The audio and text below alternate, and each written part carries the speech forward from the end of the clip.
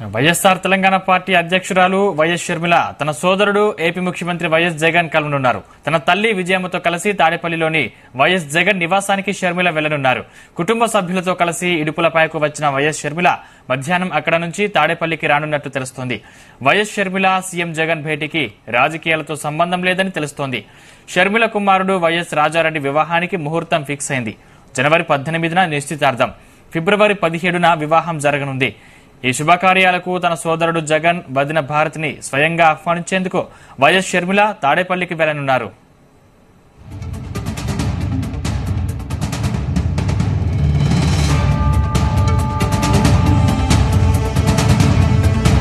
షర్మిల తన కుమారుడు రాజారెడ్డి, కాబోయే కోడలు ప్రియాతో కలిసి మంగళవారం ఇడుపులపాయకు వచ్చారు. వైఎస్ఆర్ సమాధి వద్ద వివాహ మొదటి పత్రికను ఉంచి ప్రార్థనలు చేశారు. తండ్రి ఆశీర్వాదాలు తీసుకున్నట్లు తెలిపారు. రాత్రి అక్కడే బస చేసిన షర్మిల మధ్యాహ్నం ఇడుపులపాయ నుంచి నేరుగా తాడేపల్లికి వెళ్లనున్నారు.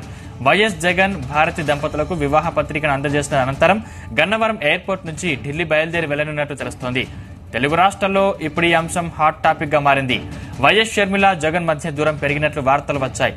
ఈ నేపథ్యంలో ఈ భేటీ ప్రాధాన్యం సంతరించుకుంది. వైఎస్ షర్మిల తన వైఎస్ఆర్ తెలంగాణ పార్టీని కాంగ్రెస్ లో విలీనం చేసేందుకు ముహూర్తం ఖరారు చేశారు. ఈ నేపథ్యంలో ఈ రాక ప్రాధాన్యం సంతరించుకుంది.